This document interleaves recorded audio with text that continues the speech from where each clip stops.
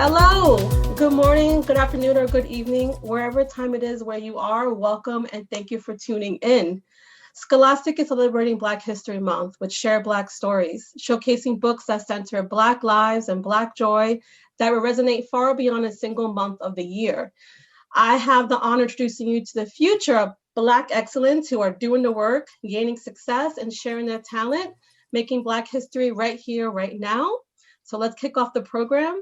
I love that our first author, Justin A. Reynolds, has always wanted to be a writer and was inspired by his mother, who loved to read and craft stories of her own.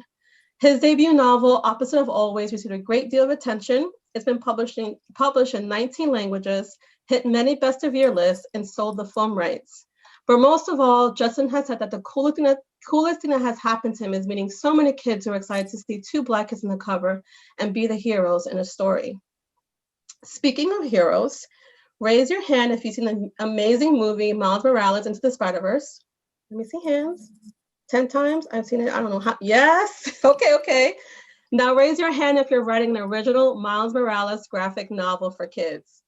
I see you, Justin. Yeah. Justin is bringing us Miles Morales Shockwaves, available this summer. It's an incredible new story matched with stunning, saturated, pulse-setting art by artist Pablo Leon. Marvel fans and kids are going to flip out and love this book. All right, story time. Get a little closer. All right. Once there was an empire that stretched across the galaxy. Great, noble, wardens of peace and good fortune. They spread wealth and technology throughout the stars. This empire was called Axum, an ancient empire brought into the future. This is the opening chapter of the amazing novel, The Last Gate of the Emperor, an Afro-futuristic journey to a galaxy far away. Though it takes place in a world not our own, the setting is inspired by and suffused with the rich legends, culture, and real-life history of Ethiopia. And it's a story best introduced by its creators, New York Times bestselling author Kwame Mbalia and Prince Yoel Makonnen, the great-grandson of Haile Selassie, the great emperor of Ethiopia. We are so pumped to welcome the storytelling duo to Scholastic family and introduce the sci-fi adventure to kids. And in this corner, this Zoom corner, we have a returning champion and someone who gave us a daily dose of joy. Yes, in 2020, author Leah Johnson. Her debut novel, You Should See Me in a Crown, is a smart, hilarious, Black girl magic, own voices, queer prom-com that captured all of our hearts. It was named as the first YA pick for Reese's Book Club, as in, yes, Reese Witherspoon. Indies introduced pick, a Junior Library Guild selection, and recently received the 2021 Stonewall Honor Book Award. Yay, Leah! Rise to the Sun is Leah's sophomore novel and has all the humor, heart, and transcendent magic that made Crown such a joy to read. Leah also takes us on a journey and poses some big questions such as, how do you cultivate and protect the joy in your life when the potential for tragedy is always right around the corner? Yep. We can't wait for you all the chance to read it. And I'm so excited to welcome a friend and colleague. We go way back to our event, Kathy Burnett. Hi, Kathy. Kathy. Hello, everyone. Hello. Kathy is the owner of the Brain Lair, an independent bookstore in Indiana focused on developing empathy and building community with inclusive books. The store was recently included in Oprah's magazine, 125 Black-owned bookstores in America that amplified the best in literature. She also works with schools and families to transition their libraries to be more diverse. Hello, Kathy. Hello, All right. Lizette. Yes, welcome. All right, with that, Justin, tell us more about Miles Morales. Yeah, so I'm super excited to talk about Miles Morales Shockwaves. And like one of my long-term goals was I wanted to work with Marvel. Specifically, I said I wanted to do a Miles Morales project. So then when the opportunity came and they were interested in an original story that I got to create and shape, I was blown away because I appreciate one, what Miles has done for the Black community, the Puerto Rican community, and giving us a hero who isn't just there to add comic relief or to assist the real hero, and then kind of disappear when things get tough. It's the story of a kid who not only has to be the hero in his school life, in his home life, in his parent life, but he also gets a chance to be the hero on this grand epic scale. It's a story that means a lot to me personally because I wanted to make it a story that was realistic and talk about some of the things that truly happen, even things that like perhaps a superhero of Spider-Man's magnitude would have a hard time grappling with, but would ultimately be personally affected. And so the idea is that it's following kind of the devastation of these earthquakes that have taken place in Puerto Rico, which is a very real occurrence and a fairly regular occurrence. And whenever you see the footage of the aftermath, obviously these are real people who are trying to pick up their lives and trying to figure out how to survive and what where their next meal is going to come from. They're rummaging through and sifting through items that have meant something to them and their families. These are real stories. And I thought what was interesting was that, here we have Miles who it has a Black father and a Puerto Rican mother. And so the kind of the marriage of these cultural identities was so important because Rio, Miles's mother, hails from that land. And so she would be deeply impacted by what was transpiring there, right? She knows people who live there. Her family's there. And so the idea of seeing your mom be impacted by something that in reality you, even with all these superpowers, can't control, I thought was like a perfect backdrop to discuss the way that we interact with the world. We constantly talk about a global community, but is that truly the way that we function? Do we think outside of like the 1 block, 2 block, 3 block radius that we reside in? And like shout out to Pablo Leon, like who did the illustrations, like his artwork is next level. We understood the gravity and the seriousness of what we're undertaking, that this means something to kids that look like us. These are stories that we wish we had when we grew up. And so now kind of like having the opportunity to deliver that even years later is an incredible opportunity. That's great. I love there's a scene in the movie when Miles's mom, she kisses Miles at the door before in school. She said, Papito, give me some kisses. And like my kids were like, Mommy, that is so you. I'm like, you're right. It's indication of like we just want to soak it up. And whenever we see that little blip of representation, it's magic. It really is. Speaking of magic, I'm gonna hand it over to our duo over here, Kwame and Yoel. I am humbled and honored to be here with Yoel, my partner in crime, to discuss our book, Last Gate of the Emperor. And whenever, we have to pitch it or we have to talk about it, like, what is this story? What is it about? It's a story about, finding who you are. Finding out who you are as a person and where is your role and where do you exist in this society, wherever that society may be, whether it is present day America, whether it is in a space colony, millennia into the future. Where is your role in that society? Who are you? Who will you become? In this case, we are dealing with a young boy, Yared, who is, he's bounced around school. I know a lot of people who have done that, who have never really settled down. They were a Rolling Stone, they did a year here, a couple years there. And, so they're still trying to figure out, well, where do they belong? Who am I? What am I supposed to do? And it's also a story about video games, right? Because I love video games. And so if I'm going to write a book with video games in it, I'm going to put my all into it. And this is the best video game ever. I can say that because we created it. And even though it doesn't technically exist, it only exists in the book. In the book, it is the best video game ever. So the hunt for Caleb's obelisk that Yared participates in which he finds out that there's a little more to the story that he's always been told about himself than he realizes. This mystery, this era, this aura of mystique almost about this world that he didn't know existed and is rapidly becoming introduced to. And it's got one of my favorite story tropes in it, which is the rivals to friends, right? Where you start off clashing, butting heads with someone, and at the end of the story, you are, the best of friends. You still might disagree on some things, but you're fighting for the same cause. And I think that, Yoel, you could speak to this. It's not just the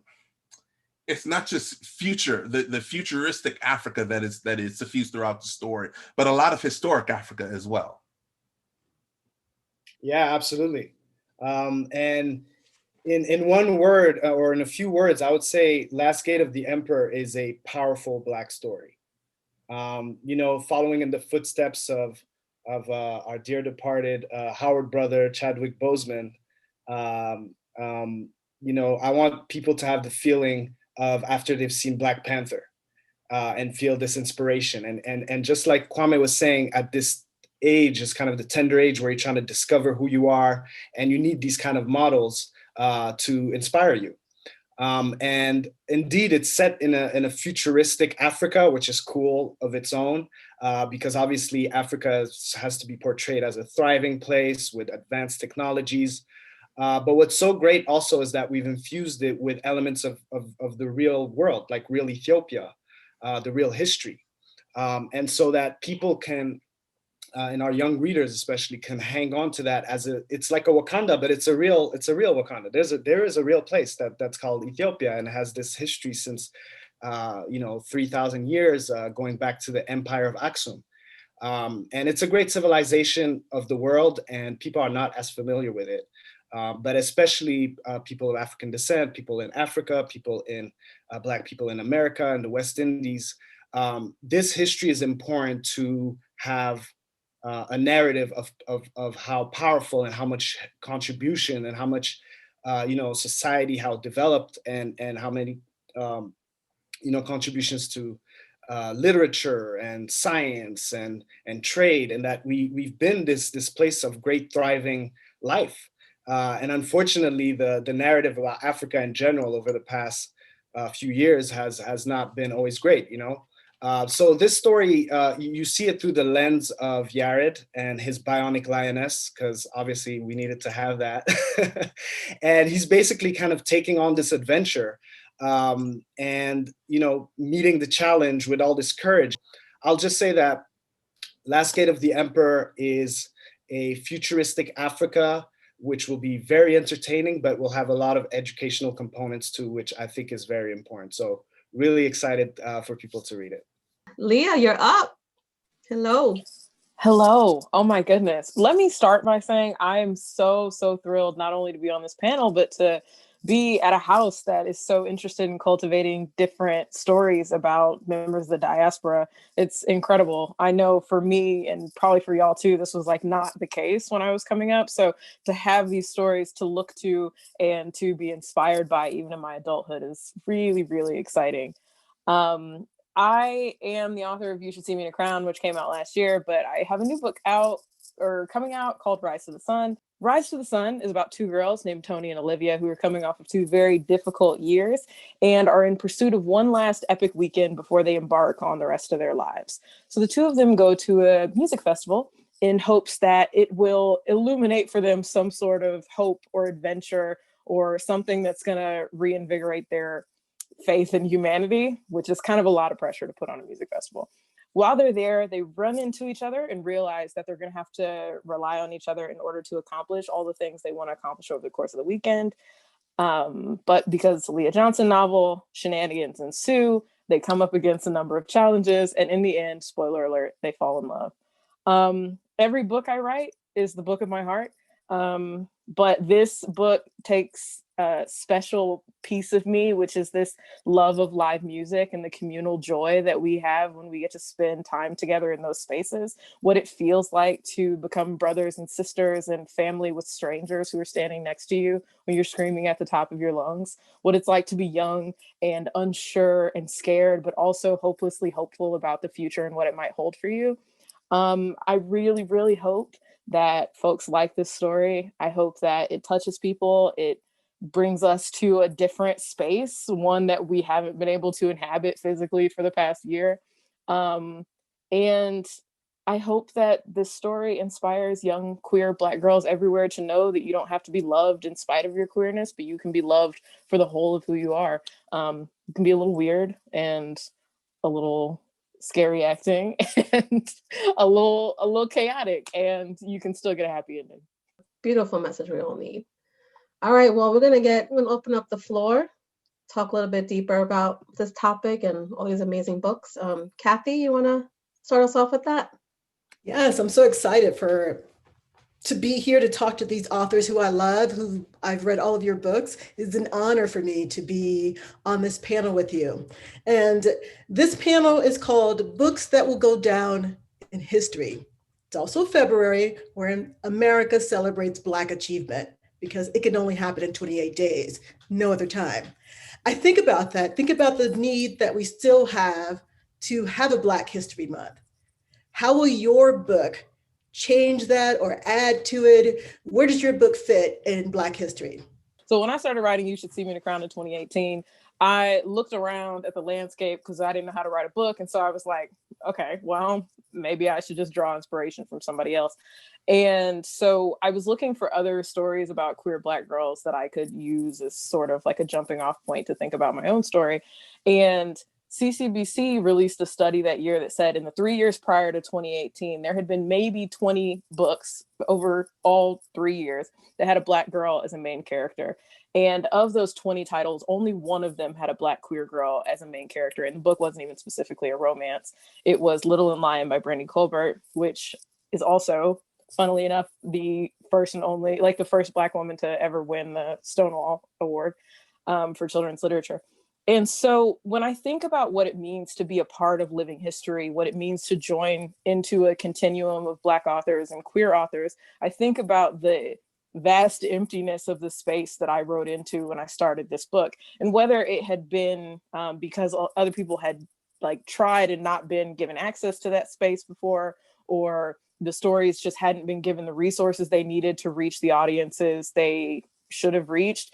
There are so many reasons. But the fact is, right now, we are further along than we ever have been in terms of progress. And we are still so far away from where we should be. So it's a thrill and an honor, but also like sort of embarrassing for America and for publishing that it took us this long to get to a place where the four of us can be on a panel together talking about, you know, different elements of the Black experience. I'd just like to piggyback off of that and say that, you know, I think the biggest thing that we're all doing is we're just expanding the catalog, right? Like we are widening the bookshelf. You know, we're forcing libraries to get a bigger shelf. We're forcing bookstores to staff us, to put us on, you know, the end caps, right? Like we are expanding the number of titles about centering, discussing Black characters. And I mean, full stop right there. I think that's enough. Right? Like, we don't have to, I mean, it'd be great. It'd be great if we won awards. I think everybody wants to win awards. I think everybody wants to be bestsellers. Everybody wants to be quote unquote, and I highlight the quote unquote significant, right? But it is more than enough that we have created, that we have written these stories, right? That we have written this book because there's one reader out there that will find this, this book will change their life. There, and this is a mantra of mine personally. There's one reader for every book that is written that will read that book, and it will turn their life around. It will elevate them to heights that they didn't know existed. They will read You Should See Me in a Crown, right? And they will say that they will say that I didn't realize that there was a queer Black girl story for me. Right? They will read Opposite of Always and they'll be like, I didn't realize that I could exist in a framework like this, right? They will read Last Gate of the Emperor and say, you know, I don't know what a sambuse is. I don't know what a gabaya is, but I want to learn, right? It will set fire to them in a way that they didn't realize was possible. And that is what I think we have done. And that's not something that can be contained to Black History Month. I mean, amazing, Kwame. I love everything you said there. And I agree that you want to add to the diverse portfolio of stories out there because the problem, I love this quote by Chimamanda Adichie, where she said that the single story creates stereotypes, and stereotypes are not a problem per se.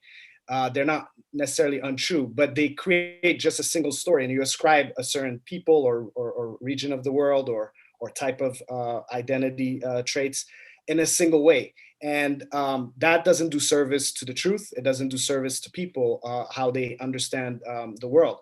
And so I'm really hoping that Last Gate of the Emperor, just like Kwame was saying, can be one of those reference points of the many different stories that are out there. But this one can be the young African boy hero story, and that kids can pick it up and at any time now or in the future and have that story that just really inspires you, that kind of like sparks a motivation to discover your own story, go and look for more when you find words in the book that you don't know more about Africa. And that's for kids of African descent and every kid around the world. They need to expand their knowledge on Africa, because I think when the narrative of Africa takes back its shape, Africa right now is in a full renaissance period. Basically, Africa is rising right now. So I feel like the timing is good too. And it's good that when the narrative for Africa, it helps Africans, but it helps all Black people around the world when it improves. For Black History Month, my hope and wish, and I know Kwame and I are on the same mission, is to have a story that can unify the people of African descent around the world so that they have a sense of shared history and a shared destiny. I'll admit that in the beginning, when my first book, Opposite of Always, came out, I had some mixed feelings because I thought that I wasn't doing enough to advance the stories that needed to be told. Because the stories that were around me that seemed to be having cultural significance, that seemed to be having socioeconomic significance, political significance, were stories that were about the issues at hand. And 2020, we were kind of all, whether we wanted to be or not, forced to sit with a lot of ugliness about this country. And I thought, like, what are my books? Like, am I doing a disservice by like writing a rom-com or by writing a story about time travel? Like, what does that do for anyone? And I thought about it for a long time, and I thought, like, is this what I should be doing with my time? And the answer that I have finally, I think, come to terms with and found some peace in is that every kid deserves to be the hero of a story. And so much of what we experience as people of color is like not just like the extreme versions that we all know and that we need to see captured on film or in books so that we know how to deal with those situations, or the lectures and the advice and the warning messages that we receive from our parents telling us how to behave when we encounter the police or this type of authority. Like, all of that is so necessary just for survival. We know that. And so what I think we need, as much as the stories that talk about those difficult situations, those difficult challenges, and that give a voice to those who are feeling those things, we need those stories that also remind us of the thing that we know about ourselves, which is that we are full of hope and resilience and love.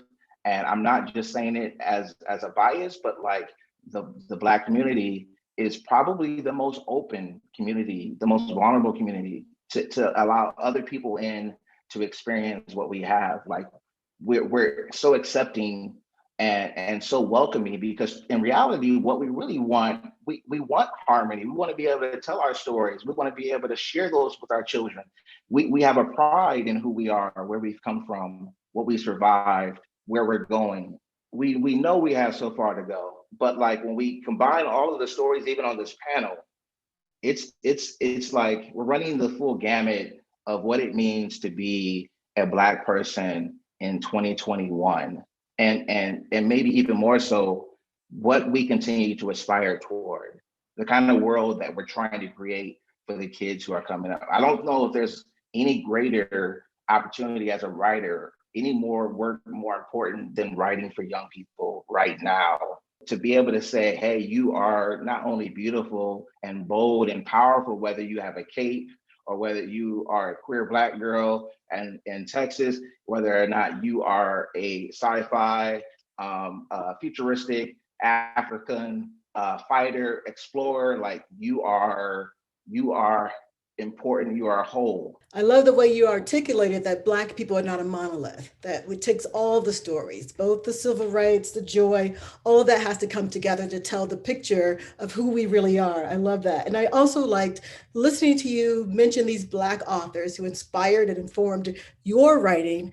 And it makes me think, what would be different about my life if I had these sorts of books as a kid? I think for me, when I was a kid, I was raised in a small town in Indiana. I was raised in a hyper-religious household. I was raised in a Pentecostal church. So for those of you who are familiar, then you know what it's like inside of there. And so I didn't know that it was possible to be Black and queer and a woman and happy and all these things at the same time. And so I think if I had had access to books that told me that not every possible future included shame or sadness for me, then I don't know that I would have written You Should See Me in a Crown. I wrote that book because I was trying to give myself permission to believe that that future was possible. I was trying to create a blueprint for me. Whether somebody else read the book was like tangential to the point, but I was trying to get there for myself, or for 15, 16-year-old me.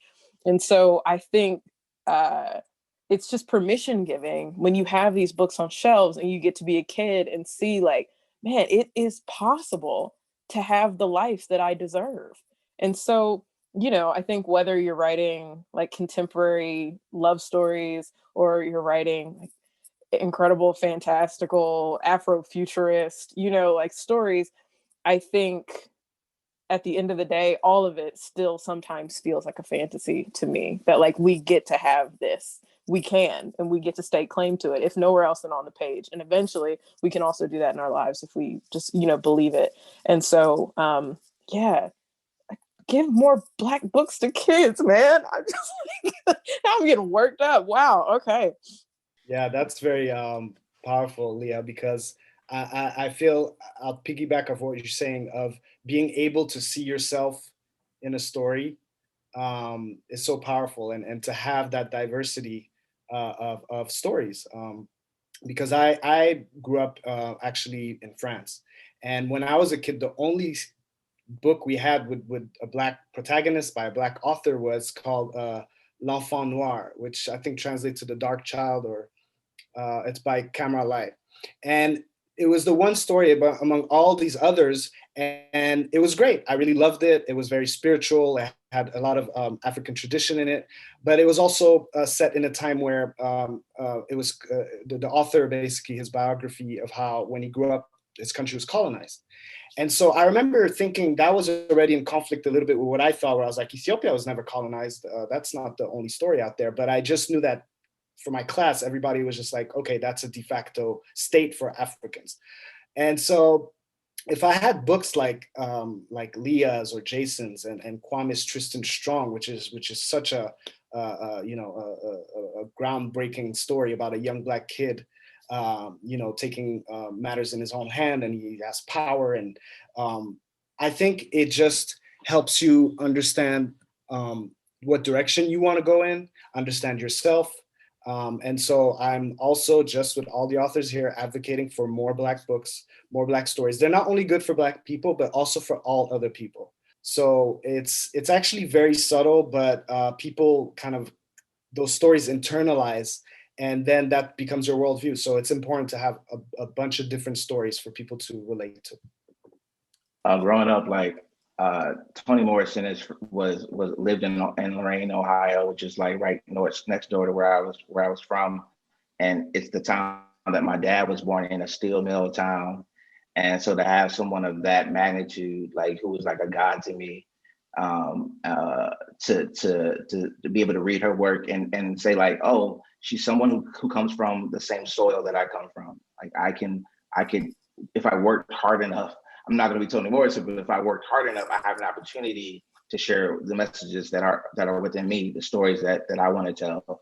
And then Ralph Ellison was like another person who was inspirational to me. Richard Wright, he wrote this short story, Long Black Song, that I found profound because it was like he was doing this Greek tragedy, but from the point of view of the Black experience. And I just think like those stories were amazing, but like kind of like to a certain extent, a lot of the common things of those stories were that like we're just trying to like have the respect that we deserve, and we're trying to survive, and we're trying to be seen as a full human, which is like a sad thing because we know our parents, our grandparents, that was their existence. It was like trying to constantly validate your worth, that you deserve to be there. And so now I think it's awesome that we get to hear these stories. I can't even imagine like what I would have thought if like Leah Johnson, Kwame, Joel, like had come into my classroom and had said like, here's this book, look at this. Like it wouldn't have taken me so many years to think like, oh, this someone wants to read Opposite of Always. So it's just exciting to see, you know, what our kind of our foremothers and forefathers left for us, this beautiful heritage, and then now being able to add to that canon. And I'll just cap it all off from a slightly different angle by saying that I had these stories. And I had these stories because my parents made it their lifelong mission to scour festivals, Black festivals, indie publishers. When they traveled for university work, they would look at independent bookstores, and they would specifically find stories with Black protagonists by Black authors, and they would bring them home. My the family room upstairs in my childhood home is literally like 8 or 9 bookshelves stuffed full of Black stories, right? And so I knew that it was, I knew that these stories were out there. I knew that we had these stories. The difference is that the publishing industry is now slowly recognizing that there are these stories out there. These stories have been out there, whether they've been word of mouth, written down by hand and passed along, or lugged in a vending trunk in the back of somebody's car and sold outside of a supermarket, right? The stories have been there. The authors and the writers have been there. Publishing is slowly learning that these stories are out there and that we will buy them, right? That there is a market for them. They have realized that there is a dollar value to be attributed. And so therefore we can share these stories wider, right? So now it's never, in my opinion, it has never been about availability, right? It has been about access, right? Who has access to read those stories? Because they're there, they're available, but do you have access to them? And that's what we talk about when you're talking about libraries and schools and book fairs. They're available. Do children have access to those stories? And I have one last thing. What did you learn from writing this book that you just worked on that will help you in the future? So I want to say right away, what I learned, and mainly through working with Kwame, is that you can make a story educational and yet massively entertaining too. So that's definitely something I'll take away moving forward, is that, these stories, I'm very passionate about telling stories about Africa, especially about Ethiopian history, but it could be heavy for children to kind of just have these very dense books about history. And so interweaving the fun elements, the science fiction, the fantasy, the video games, I think it is a phenomenal way to do it. So that's my main takeaway from working on this book. I would just say that I continue to learn about storytelling as a medium, and how how stories can be presented. Again, in our book, a video game takes center stage in a lot of the way, and it's really big in our protagonist and Yard's life. And just in general, a lot of people will, look down or are a little bit snobbish about video game storytelling. But I will sit here and tell you that some of the best stories that I have experienced have often come from a video game, and the writing within it. And so figuring out how to mesh that and meld that into get and encourage reluctant readers to experience more storytelling is to tell them that they are experiencing stories as they move about their daily lives. So that is always something that I continue to learn about. One thing I learned is like economy, because obviously writing a graphic novel, there's a limited amount of space. So trying to convey what needs to be said in small doses. But the other thing is that I want to say graphic novels or comic books sometimes get such a terrible rap. That's not real literature. It's not real work. And so I want to tell everyone, please stop that. That's so harmful to a generation of people and the generation before them who found their love of reading through the pages of a graphic novel, through these beautiful illustrations that people like Pablo, the writer, the artist of this, pour their heart into, and that tell just as much of the story as the words do. And so that's the thing I want to say is I truly, it was reinforced the power and the beauty of the printed page that is also accompanied by these illustrations. Yeah, I would say from a craft perspective, this book taught me to outline. I've never outlined anything in my life, not a paper, not an essay, not a book, but this book takes place over 3 days. And I was like, girl, this is chaos. Like, you have to tighten it up. So anyway, I learned how to outline. Kwame, I don't know how people do it. I really don't. I don't like it. I don't like outline.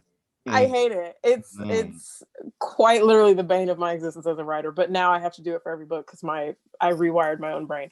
And I think Put it away. Quit that. I think part 2 to that would be, this book was an exercise in figuring out how to write about sadness and like grief, but also finding joy through those sad moments and through that grief. And so like figuring out how to write that balance sort of helped me explore what it looks like to be both very sad and very scared and incredibly brave and incredibly happy at the same time. So I think that's probably my biggest lesson. Thank you guys so much. I enjoyed all of that. I took a lot of notes. Leah, you said somebody should be writing this down. Whenever you saw me looking over here, that was me writing down stuff. I'm like, oh yeah, that's great. I'm going to remember that. I'm going to say that. Yeah, I knew you were going to do it. I knew you were going to have us together. And that's why I count on you. It was phenomenal. I really just, and hitting on the idea that access has been our issue, not availability, but access. And knowing that Scholastic is doing this work so that we can have more access. They're big in schools. That's how I get a lot of afternoon events, and having these books now be a part of what kids can choose from to take home. We got this. I'm looking forward to it. All right, back to you, Lizette. Thank you so much, guys. Oh man, thank you, Kathy, for steering that amazing conversation. I agree. I'm gonna go back and rewind and just listen in and probably take some notes too. But thank you for that. Yeah, so how to encapsulate all that? I'm gonna try to do a little bit. I think one thing that is ringing true is that we know that all readers should be able to find books that affirm their lives and experiences, right? And all readers should be able to find books that affirm the lives and experience of others. So obviously the hope with these books and Black books will take on many roles in a reader's hands. When it's placed on the shelf at home, bookstores, libraries, it has the power to take on that role. This is the beauty of good literature. These books are incredible. So it cannot be placed in one category or regulated to the diversity and inclusion section of wherever you store books. As you mentioned, we need to be intentional about book access every day, all year long. And what is incredible and inspiring about this panel is the scope and variety of mixed mediums, themes, historical elements, and genres. It's a beautiful space to be right now. And I agree, we have to keep building more and more and more. And we're getting there. And I'm really grateful to all of you writers and what you're doing to do that. And Kathy as well. So what's also important, buy books from Kathy's bookstore and also Black-owned indie bookstores, please. Thank you for tuning, everyone. Be safe out there, take care of each other, and find a good book to read. Thank you. Thank you.